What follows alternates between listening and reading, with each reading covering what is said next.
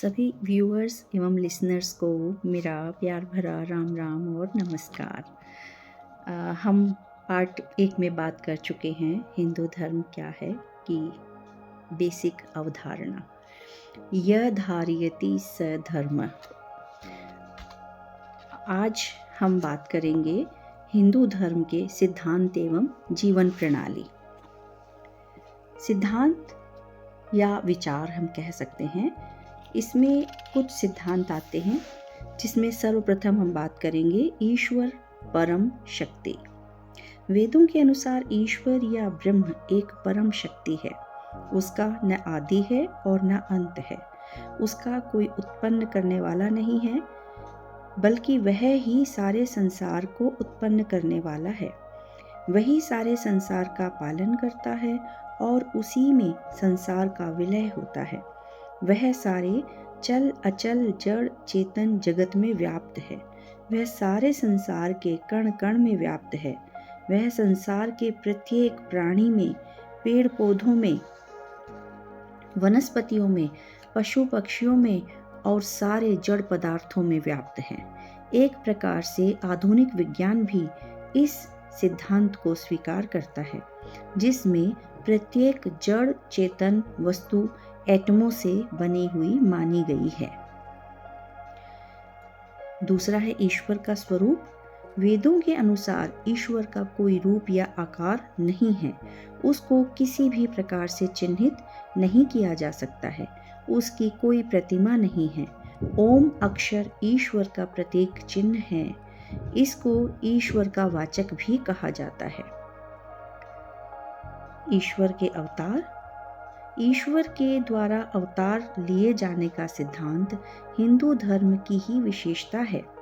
इस सिद्धांत के अनुसार विश्व के उत्थान के लिए और दुष्टों के विनाश के लिए ईश्वर अवतार लेता है।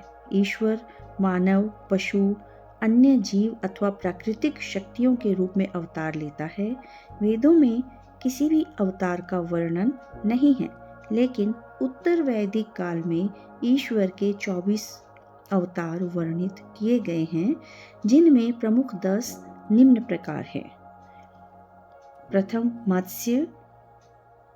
हम सबने सुने हैं इन अवतारों के नाम। कुछ के बारे में हम जानते हैं, कुछ के बारे में हम बहुत ज़्यादा डिटेल में नहीं जानते, पर जानना आवश्यक है। मत्स्य, कच्छप, वाराह, नृसिंह, वामन, परशुराम, राम, कृष्ण, ऋषभदेव, बुद्ध तथा 11वां भविष्य में आने वाला कल्कि अवतार। विचार पूर्वक देखा जाए तो यह अवतार जीव के क्रमिक विकास को वर्णित करता है। सबसे पहले मत्स्य यानी मछली अर्थात जलचर, फिर कच्छप कछुआ अर्थात पानी से निकलकर भूमि पर चलने वाला जीव, फिर वाराह अर्थात जंगल में रहने वाला पशु, फिर नृसिंह अर्थात आधा नर और आधा पशु, फिर वामन बौना व्यक्ति अर्थात छोटे स्वरूप का व्यक्ति, फिर परशुराम अर्थात शक्तिशाली शस्त्रधारी व्यक्ति, फिर राम अर्थात मर्यादा का पालन करने वाला शांत स्वभाव व्यक्ति, फिर कृष्ण अर्थात क्रीड़ावान, ज्ञानवान व 16 कलाओं से युक्त व्यक्ति, फिर ऋषभदेव अर्थात शांत स्वभाव का वह सहनशील व्यक्ति, फिर बुद्ध अर्थात ज्ञानी व दिशा देने वाला व्यक्ति, और इनके बाद भविष्य में आने वाला कल्कि अवतार होगा, जो संपूर्ण रूप से महानतम होगा। देवता का अर्थ है जो देता है, जो बिना कुछ पाने की इच्छा किए संसार के कल्याण के लिए कार्य करता है। वेदों और उपनिषदों में किसी भी रूप व आकृति वाले शरीरधारी देवताओं का वर्णन नहीं है, बल्कि ऐसी सभी प्राकृतिक शक्तियों को देवता के रूप में वर्णित किया गया है, जो जीवन चलाने के लिए आवश्यक है। इस क्रम में ब्रह्मा को पूरे संसार की उत्पत्ति करने वाला देवता, विष्णु को संसार को चलाने वाला व पालन करने वाला देवता तथा शिव को बुराई का नाश करने वाला और जगत का कल्याण करने वाला देवता माना गया। इंद्र को वर्षा का देवता माना गया। इसी प्रकार अग्नि, वायु, जल, सूर्य, चंद्र, वृक्ष, नदी आदि को भी देवता माना गया, क्योंकि उनसे सभी प्राणियों को लाभ मिलता है। धीरे धीरे इन प्राकृतिक शक्तियों की उपासना शुरू कर दी गई। कालांतर में देखा गया कि निराकार के स्थान पर साकार की उपासना अधिक आसान है, इसलिए इन देवताओं को उनकी प्राकृतिक शक्तियों के अनुसार शारीरिक रूप देकर उनकी मूर्तियां बना दी गई और फिर उन मूर्तियों की पूजा उपासना प्रारंभ कर दी गई। इस समय अधिक प्रचलित देवी देवता हैं ब्रह्मा, विष्णु, महेश, आप इनको शिव, महादेव भी कहते हैं, गणेश, सूर्य, चंद्रमा, सरस्वती, लक्ष्मी, पार्वती, गौरी, दुर्गा, काली, राम, कृष्ण, हनुमान, शनिदेव आदि। देवताओं की संख्या के बारे में एक बड़ा भ्रम प्रचलित है। कुछ लोग कहते हैं कि 33 करोड़ देवता है, परंतु वास्तव में वेदों के अनुसार 33 कोटि के देवता है। कोटि शब्द के 2 अर्थ होते हैं, एक होता है करोड़ और दूसरा होता है प्रकार। भ्रमवश कुछ लोग कोटि का अर्थ करोड़ लगाते हैं और इसलिए 33 करोड़ देवता होने की बात कहते हैं, जबकि वास्तव में 33 प्रकार के देवता हैं, जो इस प्रकार हैं: 8 वसु, 11 रुद्र, 12 आदित्य, 1 इंद्र व 1 प्रजापति। ये सबको हम टोटल करते हैं तो इसका टोटल 33 बनता है। तो कृपया इस अवधारणा को अपने मानस पटल पर अंकित करें और जो हमें और हमारे आने वाले जेनरेशन को भ्रमित करने की कोशिश कर रहे हैं, उस भ्रम को आप इसको इस तरह से समझकर दूर कर सकते हैं। आत्मा। आत्मा का सिद्धांत जिस प्रकार हिंदू धर्म में वर्णित है, उस प्रकार अन्य कहीं भी नहीं पाया जाता है। हिंदू धर्म के अनुसार आत्मा ही वह शक्ति है जिसके रहने पर शरीर जीवित रहता है और जिसके निकल जाने पर शरीर मृत हो जाता है।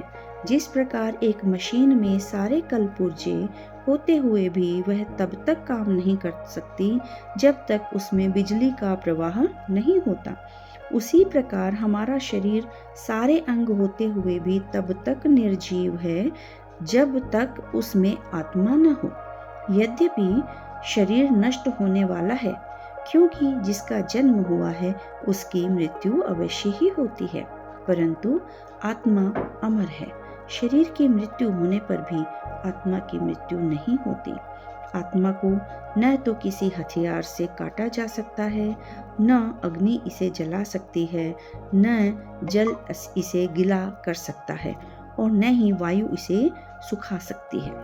श्रीमद् भागवत गीता अध्याय 2 श्लोक 20 से 23।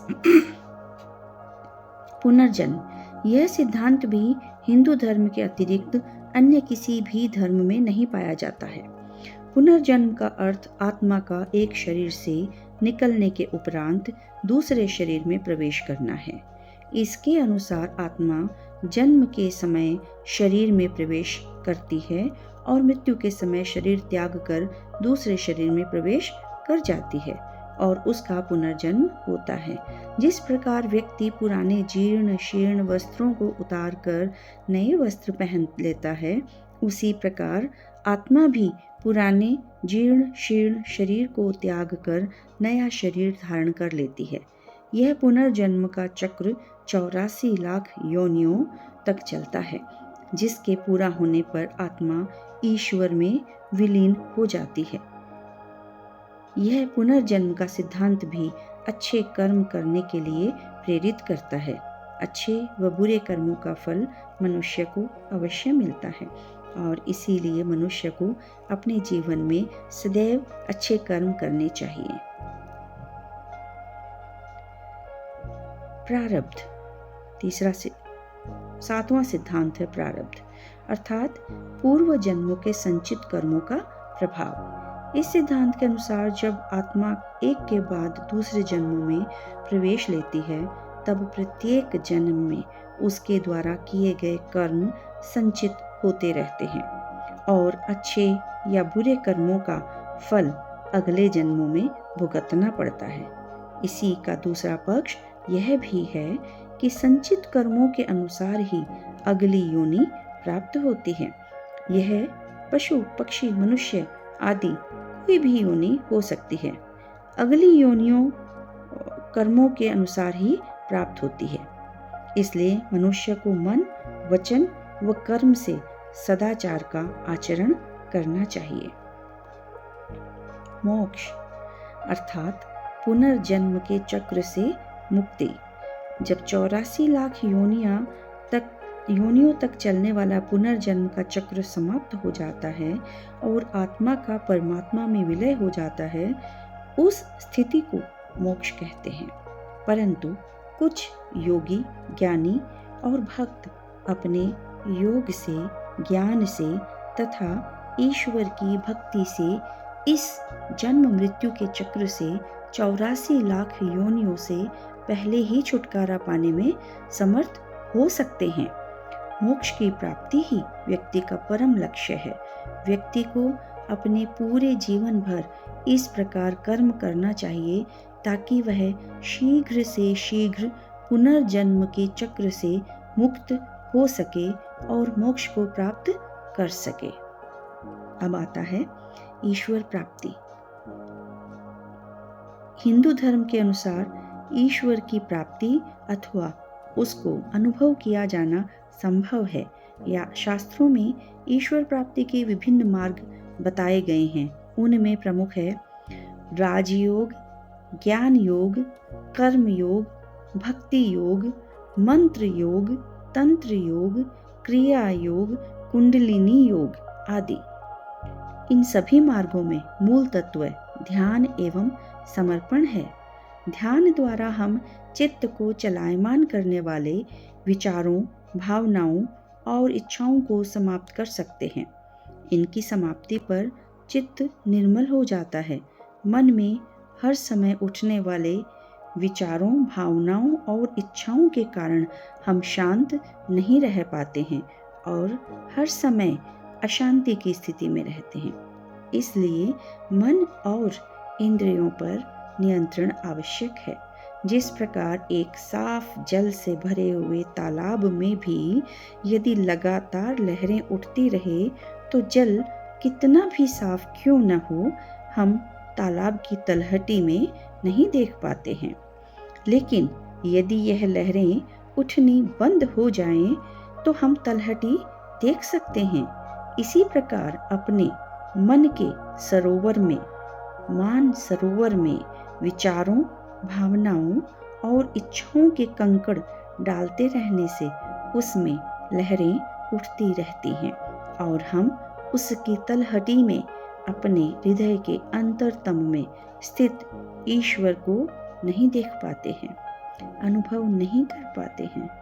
उपरोक्त मार्गों में से किसी भी एक मार्ग पर चलकर हम अपने मन और इंद्रियों पर पूर्ण नियंत्रण करके ईश्वर का अनुभव कर सकते हैं। ईश्वर प्राप्ति करने के लिए 4 आयाम हैं। पहले ईश्वर के बारे में ज्ञान प्राप्त करें गुरु अथवा ग्रंथों से, फिर उस पर मनन करें, फिर उस ज्ञान को अपने जीवन में आचरण में लाएं और उसके अनुसार क्रियाकलाप करें, तब इस संसार की अनुभूति या प्राप्ति करें। अगला सिद्धांत और विचार है स्वर्ग और नर्क का। वेदों के अनुसार स्वर्ग एवं नर्क कोई ऐसे स्थान नहीं है जहां व्यक्ति मृत्यु के बाद जाता है। स्वर्ग एवं नर्क दोनों यहीं इसी पृथ्वी पर हैं जो आप अपने जीवन में भोगते हैं।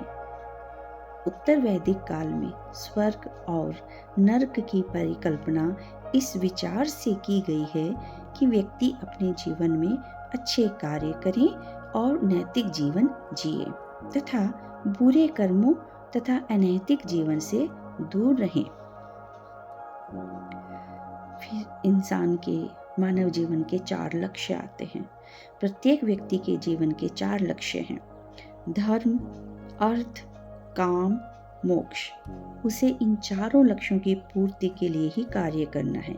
व्यक्ति को अपने जीवन में भौतिक और आध्यात्मिक उन्नति करते हुए सभी कार्यों को धर्म के अनुसार कर्तव्य भाव से करना है। जीवन यापन के लिए जो धन संपत्ति कमानी है वह सब भी नैतिकतापूर्ण तरीके से कमानी है। किसी छल, चोरी या अपराध आदि से नहीं कमानी। अपनी सभी मनोकामनाओं की पूर्ति उचित प्रकार से करनी है। मोक्ष जो हमारा परम लक्ष्य है, उसकी प्राप्ति के लिए उचित ज्ञान प्राप्त करके उचित कर्म करने हैं। जो व्यक्ति इन लक्ष्यों की पूर्ति के लिए कार्य करता है उसी का जीवन सार्थक है। सबसे सुंदर अवधारणा जिसे हम वसुधैव कुटुंबकम के नाम से जानते हैं, अर्थात सारी पृथ्वी ही कुटुंब है। हिंदू धर्म के अनुसार संसार में रहने वाले सभी मानव तथा अन्य प्राणी, पशु, पक्षी आदि हमारे कुटुंब के ही सदस्य हैं और सभी का ध्यान रखना हमारा कर्तव्य है। अन्य धर्मों को मानने वाले व्यक्ति भी उसी ईश्वर के भाग हैं तथा हमारे लिए उतने ही प्रिय हैं। अतः हमें विश्व में सभी से प्रेम भाव बनाकर रहना है। यह विचारधारा हिंदू धर्म के अलावा अन्य किसी धर्म में नहीं पाई जाती है और इसी का अनुपालन करने के कारण यह धर्म इतनी सदियों बाद भी इतना अधिक मान्य है। आत्मवत सर्वभूतेषु, अर्थात सारे प्राणियों को अपने जैसा समझना। इस संसार में रहने वाले सभी जीव जंतु, मनुष्य, पशु, पक्षी आदि उसी ईश्वर के बनाए हुए हैं। सभी में ईश्वर विद्यमान है, अतः सभी हमारे जैसे ही हैं। जिस प्रकार हमें सुख और दुख अनुभव होता है उसी प्रकार उन्हें भी होता है। हम सबको अपने जैसा ही मानते हैं। यही अवधारणा है आत्मवत सर्वभूतेषु।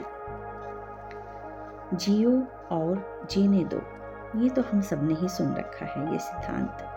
हिंदू धर्म के अनुसार सभी व्यक्तियों को समाज के नियम मानते हुए अपने अपने तरीके से जीने का अधिकार है। हम किसी भी दूसरे व्यक्ति के जीने के तरीके को गलत नहीं कह सकते हैं। अन्य धर्मों को मानने वाले लोगों को भी अपने अपने धर्म के अनुसार जीने का अधिकार है। सर्वे भवन्तु सुखिनः, अर्थात संसार के सभी प्राणी सुखी हों। हमारा मानना है कि संसार में सभी निरोग हों, कोई भी व्यक्ति दुखी न हो, सभी एक दूसरे के साथ मेल जोल से रहें।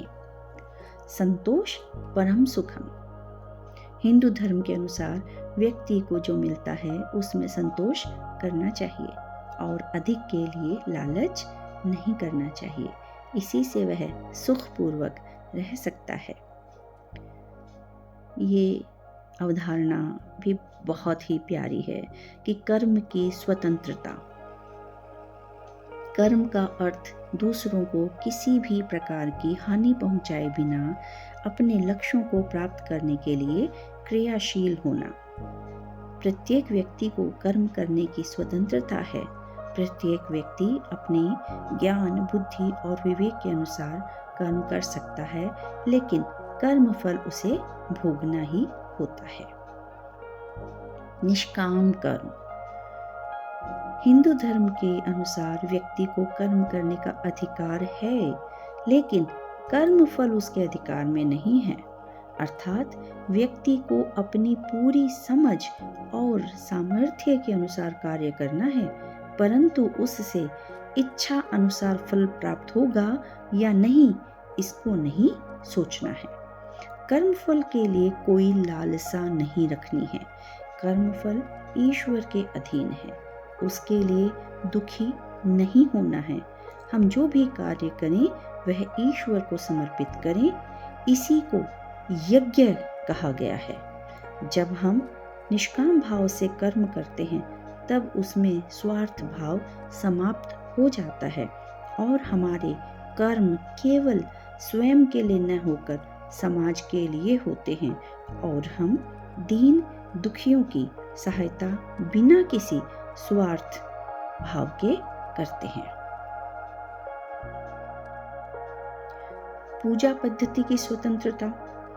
हिंदू धर्म में पूजा उपासना करने के लिए कोई एक निश्चित पद्धति नहीं है, बल्कि प्रत्येक व्यक्ति जिस प्रकार चाहे पूजा करने के लिए स्वतंत्र है।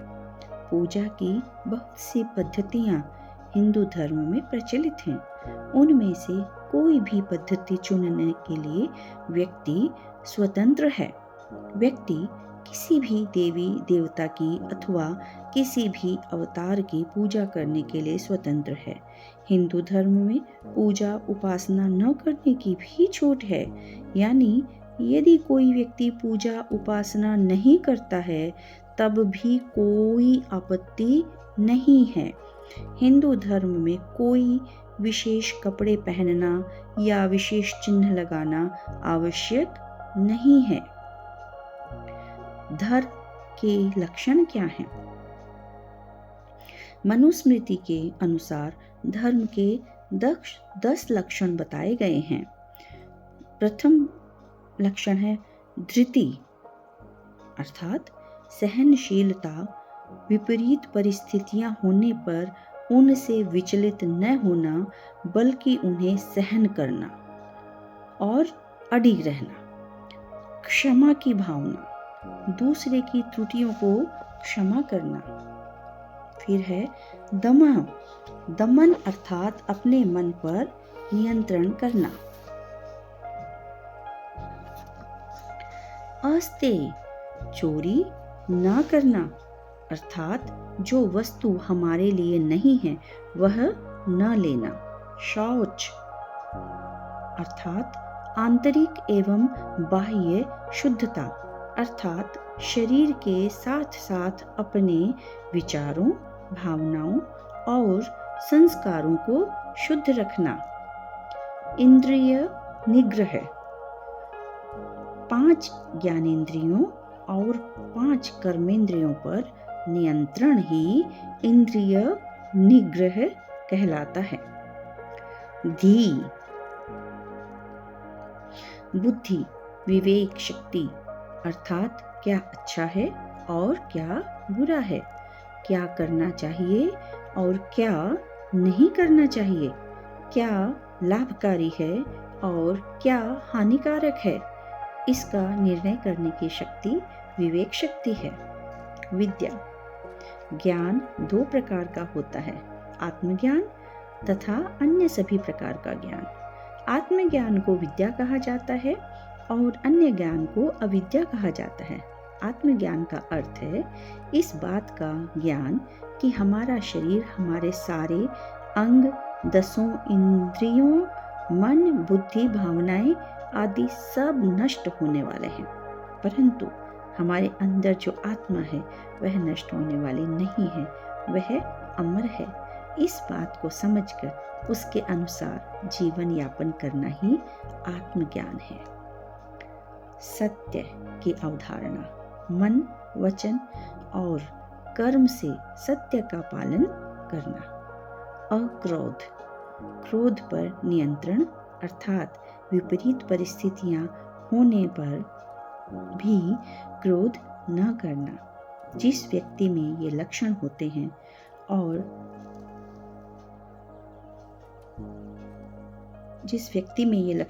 हैं और जो अपने जीवन में इनका पालन करता है वही व्यक्ति धार्मिक व्यक्ति कहलाने के योग्य है।